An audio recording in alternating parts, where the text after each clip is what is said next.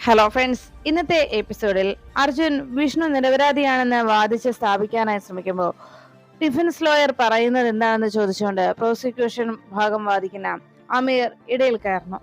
അമീർ ജഡ്ജിയോട് പറഞ്ഞു, ഇത്രയും നേരം ഇവിടെ ഡിഫൻസ് ലോയർ സ്ഥാപിച്ചുകൊണ്ടിരിക്കുന്നത് കാർത്തിക ജീവനോടെ ഉണ്ട് എന്നാണ്. എന്നാൽ അത് തന്നെയും പിന്നെയും തിരിച്ചും മറിച്ചും പറഞ്ഞുകൊണ്ടിരുന്നിട്ട് എന്താണ് കാര്യം? കോടതിയുടെ വിലപ്പെട്ട സമയം തള്ളി നീക്കാമെന്നല്ലാതെ മറ്റൊരു പ്രയോജനവുമില്ല. അങ്ങനെ ജീവനോടെ ഉണ്ട് കാർത്തികയെങ്കിൽ അതിനുള്ള തെളിവല്ലേ ഹാജരാക്കേണ്ടത്? ഡിഫൻസ് ലോയർ അതുമാത്രം മറന്നു പോവുകയാണല്ലോ. അങ്ങനെയെങ്കിൽ ഡിഫൻസ് ലോയർക്ക് ആ തെളിവ് ഹാജരാക്കിക്കൂടെ? കാർത്തിക ജീവനോടെ ഉണ്ട് എന്നതിനുള്ള തെളിവ് ഹാജരാക്കും മിസ്റ്റർ എന്ന് അമീർ ചോദിക്കുമ്പോൾ അർജുനോട് ജഡ്ജിയും പറഞ്ഞു, അതെ, ഇവിടെ പ്രോസിക്യൂഷൻ ഭാഗം ചോദിക്കുന്നത് പോലെ എന്താണ് ഡിഫൻസിന് പറയാനുള്ളത്? തെളിവുകൾ എന്തെങ്കിലും ഹാജരാക്കാൻ നിങ്ങളുടെ പക്കലുണ്ടോ എന്ന് ചോദിച്ചപ്പോൾ അർജുൻ ആകെ നിരാശയോടെ നോ മൈ ലോർഡ് എന്നറിയിച്ചു. അത് കേട്ടതും ഉടനെ അമീർ ചിരിച്ചുകൊണ്ട് പറഞ്ഞു, ഇത്രയും നേരം വളരെ പരിശുദ്ധനായി ഇവിടെ ഒരു പരിശുദ്ധന്റെ പരിവേഷം നൽകി ഇത്രയും നേരം എൻ്റെ ഡിഫൻസ് ഭാഗം വക്കീൽ ഇവിടെ വാദിക്കുകയുണ്ടായി. എന്നാൽ എൻ്റെ സുഹൃത്ത് പറഞ്ഞതുപോലെ അത്രയ്ക്ക് നിഷ്കളങ്കനും പരിശുദ്ധനുമൊന്നുമല്ല ഈ നിൽക്കുന്ന പ്രതി. അത്രയ്ക്കും ക്രൂരമായി ഒരു പെൺകുട്ടിയെ കൊല ചെയ്ത വ്യക്തിയാണ്. അതുകൊണ്ട് തന്നെ ഇയാൾക്ക് കിട്ടാവുന്നതിൽ വെച്ച് ഏറ്റവും പരമാവധി കിട്ടാവുന്ന അത്രയും ശിക്ഷ ഇയാൾക്ക് നൽകണമെന്നാണ് ഞാൻ കോടതിയുടെ താഴ്മയായി അപേക്ഷിക്കുന്നതെന്ന് അമീർ അറിയിച്ചു. അത് കേട്ടതും ആകെ നിരാശയോടെ സത്യഭാമ അരികിലിരുന്ന രോഹിത്തിനെ വിളിച്ചിട്ട് ചോദിച്ചു, എടാ രോഹിത്തെ, എന്റെ മോനെ രക്ഷിക്കാൻ കഴിയില്ലേ എന്ന് സങ്കടത്തോടെ അന്വേഷിച്ചു. എന്ത് പറയുന്നറിയാതെ നിരാശയോടെ പാവം രോഹിതും വിഷ്ണുവിനെ നോക്കി.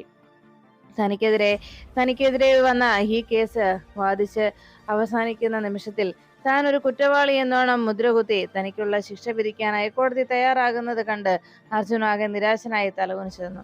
ഉടനെ ജഡ്ജി പറഞ്ഞു, ഇവിടെ ഡിഫൻസ് ലോയർക്ക് ശരിക്കും പ്രതിയുടെ മേൽ ആരോപിക്കപ്പെട്ട കുറ്റം അത് കളവാണെന്ന് തെളിയിക്കാൻ ഡിഫൻസ് ലോയർക്ക് സാധിച്ചിട്ടില്ല.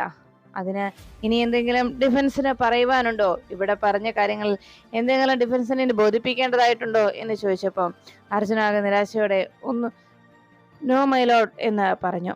ഇത് കേട്ടുകൊണ്ട് നിന്ന് അമീർ വേഗം അർജുന്റെ അരികിലേക്ക് എത്തി. അതെ അർജുൻ, എൻ്റെ പ്രതിഭാഗം വക്കീലായതുകൊണ്ട് ഒരു കാര്യം ഞാൻ പറയാം. എൻ്റെ ഡിഫൻസ് ലോയറുടെ ഒരു ചിന്ത ഇത്രയും നാളും 1ാം ക്ലാസ്സിൽ പഠിക്കാതെ നേരെ 10ാം ക്ലാസ്സിലേക്ക് ചെന്ന് കയറാമെന്നതായിരുന്നു. സത്യത്തിൽ 1ാം ക്ലാസ് പഠിക്കാതെ 10ാം ക്ലാസ്സിലേക്ക് കയറുക എന്നത് അത്ര എളുപ്പമുള്ള കാര്യമല്ല എന്ന് ഇപ്പോഴാണ് എൻ്റെ സുഹൃത്തിന് മനസ്സിലായത്. അതുകൊണ്ട് തന്നെ ശരിക്കും എൻ്റെ സുഹൃത്ത് ഒന്ന് കേസ് പഠിച്ചിട്ട് വരട്ടെ, എന്നാലല്ലേ ഇനി വാദിച്ച് തൻ്റെ കക്ഷിയെ രക്ഷിക്കാൻ കഴിയൂ എന്ന് പറഞ്ഞ് അർജുനെ കളിയാക്കിക്കൊണ്ട് നിൽക്കുമ്പോൾ ഇത് കേട്ടുനിന്ന അർജുൻ ഉടനെ തന്നെ അരികിലേക്ക് എത്തിയ അമീറിനോട് പറഞ്ഞു, അതെ, പോരാളിക്ക് ഒരിക്കൽ മാത്രമേ മരണമുണ്ടാവുകയുള്ളൂ. അവൻ മരണം വരെയും പോരാടിക്കൊണ്ടേ ഇരിക്കുകയും ചെയ്യും. എന്നാൽ ഒരു ശിഖണ്ഡിയെ മുന്നിൽ നിർത്തി പോരാടാൻ ശ്രമിക്കുന്നത്, ശിഖണ്ഡിയെ മുന്നിൽ നിർത്തി യുദ്ധം ചെയ്യുന്നവൻ ശരിക്കും പോരാളിയല്ല, അതൊരു പോരായ്മയാണ് എന്ന് അർജുൻ അമീറിനോട് അറിയിച്ചു. നമുക്ക് കാണാമെന്ന് അർജുനെ നോക്കി അമീർ വെല്ലുവിളിക്കുമ്പോൾ നമുക്ക് കാണാമെന്ന് തന്നെ അർജുനും മറുപടി നൽകുന്നു. അങ്ങനെ അർജുനെ വെല്ലുവിളിച്ച് അമീർ കോടതിയോട് വീണ്ടും വിഷ്ണുവിനുള്ള വിധി പറയുവാനായി നിർബന്ധിക്കുന്നു. വിഷ്ണു കുറ്റകൃത്യം ചെയ്തു എന്ന് വിധിച്ചുകൊണ്ട് വിഷ്ണുവിനെതിരെ ശിക്ഷാ നടപടികൾ സ്വീകരിക്കുന്നതിന് വേണ്ടിയുള്ള നീക്കങ്ങൾ നടത്താൻ അമീർ അബ്ദുള്ള കോടതിയോട് താഴ്മയെ അപേക്ഷിക്കുമ്പോൾ ഉടനെ തന്നെ ജഡ്ജി വിധി പറയാൻ തയ്യാറായി. ഇവിടെ പ്രതിയാക്കപ്പെട്ട വിഷ്ണു എന്ന ചെറുപ്പക്കാരന് മേൽ ആരോപിച്ച കേസിൽ ഡിഫൻസ് ലോയർക്ക് തെളിവുകൾ ഹാജരാക്കി അതിന് തെളിവുകൾ തരാൻ സാധിക്കാത്ത പക്ഷം ഈ കുറ്റവാളി കൃത്യം ചെയ്തിട്ടുണ്ട് എന്ന് തിരിച്ചറിഞ്ഞതിനാൽ ഈ പ്രതിക്ക് എന്ന് പറഞ്ഞ് കോടതി ശിക്ഷ വിധിക്കാൻ തുടങ്ങുമ്പോഴേക്കും അകത്തേക്ക് ഓടിയെത്തി ശാലിനി പറഞ്ഞു, തെളിവുകളുണ്ട് മൈ ലോർഡ്. അത് കേട്ടതും എല്ലാവരും ഞെട്ടലോടെ നോക്കി. അപ്പോഴേക്കും ശാലിനി മുന്നിലേക്ക് വന്നതെന്ന് കോടതിക്ക് മുന്നിൽ ജഡ്ജിക്ക് മുന്നിൽ ശാലിനി ആ സത്യം വെളിപ്പെടുത്തി. വിഷ്ണുവേട്ടൻ നിരപരാധിയാണ് എന്ന് തെളിയിക്കുന്നതിനും കാർത്തിക ജീവനോടെയുണ്ട് എന്ന് തെളിയിക്കുന്നതിനുമുള്ള തെളിവുകൾ ഉണ്ട് മൈ ലോർഡ് എന്ന് ശാലിനി അകത്തേക്ക് കയറി വന്ന് അറിയിച്ചു. ഇത് കേട്ട് നിന്ന അർജുൻ വേഗം തന്നെ ചാടി എഴുന്നേറ്റ് പറഞ്ഞു, മൈലോഡ്, ഈ നിൽക്കുന്നത് വിഷ്ണുവിന്റെ ഭാര്യയാണ്. മാത്രമല്ല സ്ഥലം ജില്ലാ കളക്ടറാണ് ശാലിനി വിഷ്ണു എന്ന് പറയുമ്പോൾ ഒബ്ജക്ഷൻ സസ്റ്റെയിൻ എന്ന് പറഞ്ഞുകൊണ്ട് ഒബ്ജക്ഷൻ മൈലോഡ് എന്ന് പറഞ്ഞ് അമീർ ഇടയിൽ കയറി. അപ്പോഴേക്കും ഈ നിൽക്കുന്ന ശാലിനിയെ സാക്ഷി പട്ടികയിൽ ഉൾപ്പെടുത്തണമെന്ന് ഞാൻ താഴ്മയെ അപേക്ഷിക്കുന്നുവെന്ന് അർജുൻ ആവശ്യപ്പെടുമ്പോൾ ഇത് കേട്ട് ഉടനെ തന്നെ അമീർ ഇടയിൽ കയറിയത് കേട്ട് ജഡ്ജി പറഞ്ഞു, അതെ, കേസിന്റെ നിർണായക വഴിത്തിരിവിലേക്ക് കേസിന് ആസ്പദമായിട്ടുള്ള തെളിവുകൾ ഹാജരാക്കുന്നതിന് വേണ്ടി ആരെയും ആ നിർണായക നിമിഷത്തിൽ കേസ് തെളിയിക്കുന്നതിന് വേണ്ടി ആരെയും സാക്ഷി പട്ടികയിൽ ചേർക്കാമെന്നത് വ്യവസ്ഥയുള്ള കാര്യമാണ്. അതുകൊണ്ട് ശാലിനി വിഷ്ണുവിനെ ഈ കേസിന്റെ സാക്ഷി പട്ടികയിൽ ഉൾപ്പെടുത്തിയിരിക്കുന്നു എന്ന് പറഞ്ഞു. ഉടനെ ശാലിനി സന്തോഷത്തോടെ ആ സാക്ഷിക്കൂട്ടിൽ കയറുന്നു. അപ്പോഴേക്കും വേഗം കുമ്പസം വന്ന് ശാലിനിയെ കൊണ്ട് സത്യവാചകം ചൊല്ലിച്ചു. അങ്ങനെ സത്യവാചകം പറഞ്ഞു കഴിയുമ്പോഴേക്കും ജഡ്ജി ചോദിച്ചു, എന്താ പറയാനുള്ളത്? അപ്പോഴേക്കും ശാലിനി പറഞ്ഞു, ബഹുമാനപ്പെട്ട കോടതി മുൻപാകെ എനിക്ക് ഒരു കാര്യം മാത്രമാണ് പറയാനുള്ളത്. കാർത്തിക മരണപ്പെട്ടിട്ടില്ല എന്നും കാർത്തിക ജീവനോടെ ഉണ്ട് എന്നതിനുള്ള തെളിവ് ഞാൻ ഹാജരാക്കാം എന്നറിയിച്ചു. എല്ലാവരും ആകെ ഞെട്ടലോടെ നോക്കുമ്പോൾ ശാലിനിയും അനുപല്ലവിയും കഴിഞ്ഞ ദിവസം മധുശ്രീയുടെ ഗുണ്ടകളുടെ പിന്നാലെ അവിടേക്ക് ഓടിയെത്തിയപ്പോൾ പൊട്ടക്കിണറ്റിൽ കിടക്കുന്ന കാർത്തികയെ അവർ കാണാനായി. ഉടൻ തന്നെ കാർത്തികയെ അവർ അതിൽ നിന്ന് രക്ഷപ്പെടുത്തി ഹോസ്പിറ്റലിലേക്ക് എത്തിക്കുന്നു. കാർത്തികയുടെ കയ്യിൽ തുളച്ചു കയറിയ ആ ബുള്ളറ്റ് ഓപ്പറേഷനിലൂടെ പുറത്തെടുത്തു. അങ്ങനെ കാർത്തികയെ എന്നേക്കുമായി ശാലിനി രക്ഷിക്കുന്നു. ശാലിനി ആകെ ഞെട്ടലോടെ അങ്ങനെ നിൽക്കുന്ന എല്ലാവരെയും നോക്കി ശാലിനി പറഞ്ഞു, കാർത്തിക എന്ന് വിളിച്ചതും കാർത്തിക ജീവനോടെ ഉണ്ട് എന്ന ആ സത്യം ചന്ദ്രബോസും മധുശ്രീക്കും വലിയൊരു അതിശയവും അത്ഭുതവുമായി മാറി. രണ്ടുപേരും അതിശയത്തോടെ നോക്കുമ്പോൾ ജീവനോടെ കാർത്തിക അവർക്ക് മുന്നിലേക്ക് വന്നു നിന്നു. മധുശ്രീ പോലും അതിശയപ്പെട്ട് അങ്ങനെ എഴുന്നേറ്റ് നിൽക്കുമ്പോൾ ചന്ദ്രബോസ് മധുശ്രീയോട് പിടിച്ചിരുത്തി. ഇവിടെ ഇരിക്കടി എന്ന് പറഞ്ഞ് മധുശ്രീയെ അവിടെ പിടിച്ചിരുത്തുന്നു. പിന്നീട് കാർത്തിക തന്നെ സത്യങ്ങൾ കോടതിക്ക് മുന്നിൽ വെളിപ്പെടുത്തുന്നു. ഞാൻ ഇവിടെ കൊണ്ടുവന്ന സാക്ഷി വിസ്തരിക്കാനായി തയ്യാറാകുന്ന ആ നിമിഷം ശാലിനി കൊണ്ടുവന്ന സാക്ഷിയായ കാർത്തികയെ വിസ്തരിക്കാൻ അർജുൻ തയ്യാറാകുമ്പോൾ ശാലിനി കോടതിയോട് പറഞ്ഞു, ബഹുമാനപ്പെട്ട കോടതി, ഇവിടെ വിഷ്ണുവേട്ടൻ കൊല ചെയ്തു എന്ന് പറയുന്ന കാർത്തിക എന്ന് പറയുന്ന പെൺകുട്ടി ദാ ഈ നിൽക്കുന്ന ആളാണ് എന്ന് ശാലിനി ചൂണ്ടിക്കാട്ടുമ്പോൾ ശാലിനി പറഞ്ഞതനുസരിച്ച് അർജുൻ കോടതിയോട് പറഞ്ഞു, കാർത്തികയെ വിസ്തരിക്കുന്നതിന് വേണ്ടി സാക്ഷി പട്ടികയിൽ കാർത്തികയെ കൂടി ഉൾപ്പെടുത്താനായി താഴ്മയെ അപേക്ഷിക്കുന്നുവെന്ന് അർജുൻ പറയുമ്പോഴേക്കും അതിനോടകം തന്നെ ജഡ്ജി കാർത്തികയെ സാക്ഷി പട്ടികയിൽ ഉൾപ്പെടുത്താൻ ഉത്തരവിട്ടു. അപ്പോൾ തന്നെ കാർത്തികയെ സാക്ഷിക്കൂട്ടിൽ നിർത്തുന്നു.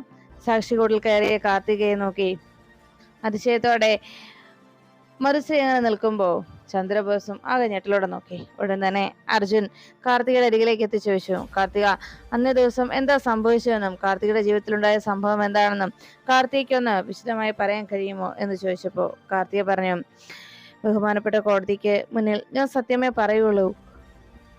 വിഷ്ണുവേട്ടൻ ഒരു നല്ല മനുഷ്യനാണ്. എന്റെ ജീവിതത്തിൽ എന്നെ സഹായിക്കുകയല്ലാതെ ഒരു ദ്രോഹവും എന്നോട് കാട്ടിയിട്ടില്ല. വിഷ്ണുവേട്ടനും ഞാനും തമ്മിൽ യാതൊരു വഴിവിട്ട ബന്ധവും ഉണ്ടായിരുന്നില്ല. എന്നെ ജീവിതത്തിൽ എൻ്റെ സ്വപ്നങ്ങൾ നേടിയെടുക്കാൻ എന്നെ സഹായിക്കുക മാത്രമാണ് വിഷ്ണുവേട്ടൻ ചെയ്തത്. നല്ല നന്മയുള്ള ഒരു മനുഷ്യനാണ് വിഷ്ണുവേട്ടൻ എന്ന് പറഞ്ഞു. പിന്നെ ഇപ്പോ കാർത്തികയെ അപായപ്പെടുത്താൻ ശ്രമിച്ചത് ആരാണ്? കാർത്തികയെ ഇത്രയും ദിവസം ഈ നാട്ടിൽ നിന്ന് ഇവിടെ നിന്ന് അകറ്റി നിർത്തിയത് ആരാണ് എന്ന് ചോദിച്ചപ്പോൾ ഇതിനെല്ലാത്തിനും പിന്നിൽ പ്രവർത്തിച്ചത് സത്യത്തിൽ ശാലിനി മേഡത്തോടും വിഷ്ണുവേട്ടനോടും എനിക്ക് യാതൊരു ദേഷ്യമോ പകയോ ഉണ്ടായിരുന്നില്ല. മറിച്ച് ശാലിനി മേഡത്തിനെ കുറെ കണ്ണുനീര് ഞാൻ കുടിപ്പിച്ചു, വിഷ്ണുവേട്ടനെയും കുറേയേറെ വേദനിപ്പിച്ചു. എന്നാൽ ഈ അവസാന നിമിഷം എന്റെ ജീവൻ ആപത്തൊന്നും ഉണ്ടാകാതെ എന്നെ രക്ഷിക്കാനായി ഓടിയെത്തിയതും ശാലിനി മേഡം തന്നെയാണ്. പക്ഷേ വിഷ്ണുവേട്ടനെയും ശാലിനി മേഡത്തിനെയും ജീവിതത്തിൽ പ്രശ്നങ്ങൾ ഉണ്ടാക്കി ഇരുവരെയും തമ്മിൽ എന്നേക്കുമായി അകറ്റുക എന്ന ലക്ഷ്യമായിരുന്നു മറ്റു ചിലർക്ക്. അവർ ആ ലക്ഷ്യം പൂർത്തീകരിക്കുന്നതിന് വേണ്ടി എന്നെ ആയുധമാക്കി. അതാണ് സത്യം എന്ന് കാർത്തിക വെളിപ്പെടുത്തി. എല്ലാം കേട്ട് നിൽക്കുന്ന ആ നിമിഷം അമീർ ഇടയിൽ കയറി പറഞ്ഞു, അതെ, ഇങ്ങനെ എൻ്റെ എതിർഭാഗം വക്കീൽ പറയുമ്പോഴും ഇതിലൊരു സത്യം ഒളിഞ്ഞു കിടപ്പുണ്ട് മൈലോഡ്. കാരണം ഈ വിഷ്ണു എന്ന് പറയുന്ന ആള് കാർത്തികയെ കൊല്ലാനായി ഭീഷണിപ്പെടുത്തിയതും കാർത്തികയുടെ രക്തം പുരണ്ട കത്തി ആ നിലത്ത് നിന്ന് കണ്ടെത്തിയതുമൊക്കെ വിഷ്ണുവിനെതിരെയുള്ള തെളിവുകളായിരുന്നു എന്ന് അമീർ പറയുമ്പോൾ ഇത് കേട്ട അർജുൻ പറഞ്ഞു,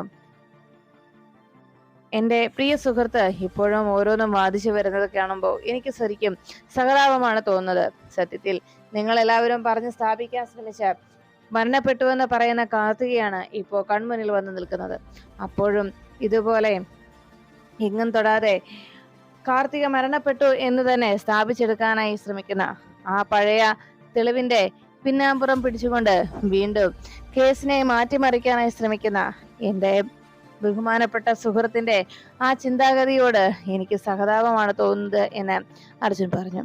അപ്പോഴേക്കും കാർത്തികയുടെ അരികിലേക്ക് എത്തി അർജുൻ ചോദിച്ചു, ഏതൊക്കെ തിക്ത അനുഭവങ്ങളാണ് ഈ മധുശ്രീ എന്ന് പറയുന്ന സ്ത്രീയിൽ നിന്ന്, മധുശ്രീയാണ് ഇതിന് പിന്നിലെന്നുള്ള കാര്യം കാർത്തിക വെളിപ്പെടുത്തുമ്പോൾ അർജുൻ പറഞ്ഞു, ഈ മധുശ്രീ എന്ന് പറയുന്ന ആള് തന്നെയായിരുന്നു വിഷ്ണു കാർത്തികയെ അപായപ്പെടുത്താൻ ശ്രമിച്ചു എന്ന് പറഞ്ഞ് ആ ഗ്രീൻ റൂമിൽ വെച്ച് നടന്ന ആ വീഡിയോ അത് ACP ചന്ദ്രബോസിന് അയച്ചു കൊടുത്തത് എന്ന്. വിഷ്ണുവിന്റെ കാര്യത്തിൽ വിഷ്ണു നിരപരാധിയാണെന്ന് വീണ്ടും സ്ഥാപിച്ചെടുക്കാൻ വിഷ്ണുവിന്റെയും മറ്റു കുടുംബാംഗങ്ങളുടെയും ശ്രമം നടക്കുമ്പോൾ ഉടനെ തന്നെ ചന്ദ്രബോസ് പറഞ്ഞു, ഇത് സത്യത്തിൽ എല്ലാവരെയും കുഴപ്പിക്കുന്ന ഒരു ചോദ്യമായി മാറിയിരിക്കുകയാണ്.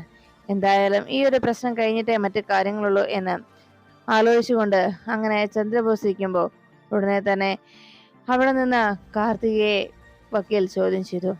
അല്ല, നിങ്ങൾക്ക് എങ്ങനെയാണ് രക്ഷപ്പെട്ടതെന്ന് കാർത്തികയോട് ചോദിക്കാനായി അമീർ എഴുന്നേറ്റ് വരുമ്പോൾ ഉടനെ അർജുൻ കാർത്തികയോട് ചോദിച്ചു, ഈ മധുശ്രീ എന്ന് പറയുന്ന സ്ത്രീയിൽ നിന്ന് നിനക്ക് കാർത്തികയ്ക്ക് അനുഭവിക്കേണ്ടി വന്ന തിക്ത അനുഭവങ്ങൾ എന്തൊക്കെയായിരുന്നു എന്ന്.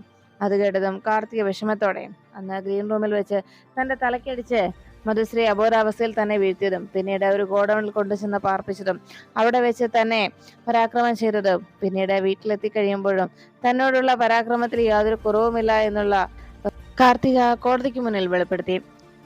ഇവിടെ വിഷ്ണുവേട്ടൻ നിരപരാധിയാണെന്നും തങ്കപ്പെട്ട സ്വഭാവമാണ് വിഷ്ണുവേട്ടൻ്റെതെന്നും അതുപോലെ തന്നെ ശാലിനി മേഡം ആരെയും ദ്രോഹിക്കുന്നവരല്ലെന്നും അവരുടെ രണ്ടുപേരുടെയും ജീവിതത്തിൽ പ്രശ്നങ്ങൾ സൃഷ്ടിക്കാനായി വലിഞ്ഞു കയറി വന്നത് ഞാനാണെന്നും എല്ലാം ഏറ്റു പറഞ്ഞുകൊണ്ട് വിഷമത്തോടെ യാത്ര പറയാനുള്ള തയ്യാറെടുപ്പുകൾ നടത്തുന്നു.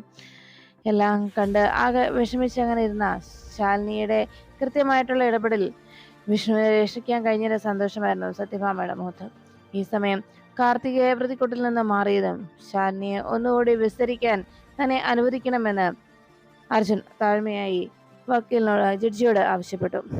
ഇതിന്റെ പിന്നിൽ യഥാർത്ഥമായി നടത്തിയിരുന്ന ഒരു ബുദ്ധികേന്ദ്രം മറ്റൊരാളായിരുന്നുവെന്നും മധുശ്രീ വെറും അയാളുടെ കയ്യിലെ കളിപ്പാട്ടം മാത്രമായിരുന്നുവെന്നും അർജുൻ ചന്ദ്രബോസ് ചെയ്ത കുറ്റകൃത്യത്തിന് കൃത്യമായിട്ടുള്ള തെളിവ് തന്റെ പക്കലുണ്ടെന്നും ഡിജിറ്റൽ തെളിവ് തന്റെ കയ്യിലുണ്ട് എന്നും അതുകൊണ്ട് തന്നെ ചന്ദ്രബോസിന്റെ എതിരെയുള്ള ചന്ദ്രബോസ് ആ ഭക്ഷണത്തിൽ വിഷം കലർത്തിയതിന്റെ കൃത്യമായിട്ടുള്ള വീഡിയോ ക്ലിപ്പും അതോടൊപ്പം വിഷ്ണുവിനെ പരിശോധിച്ച ഡോക്ടർ നൽകിയ റിപ്പോർട്ടും താനിവിടെ ഹാജരാക്കുകയാണെന്നും കൃത്യമായി വിഷ്ണുവിന്റെ ജീവൻ എടുക്കുന്നതിന് വേണ്ടി മനഃപൂർവ്വം ചന്ദ്രബോസ് നടത്തിയ നീക്കമായിരുന്നു അതെന്നും ശാലിനി കോടതിക്ക് മുന്നിൽ വെളിപ്പെടുത്തുമ്പോൾ അർജുൻ വീണ്ടും അമീറിന് അരികിലേക്ക് എത്തി ചോദിച്ചു, ഇത്തവണ താൻ ഒരിക്കലും വിജയിക്കില്ലെന്ന് എനിക്ക് ഉറപ്പായി, അതുകൊണ്ടല്ലേ മനഃപൂർവ്വം നേരത്തെ തന്നെ താൻ പിന്മാറിയത് എന്ന് അർജുൻ അമീറിന് അരികിലെത്തി അമീറിനെ കളിയാക്കുന്നു.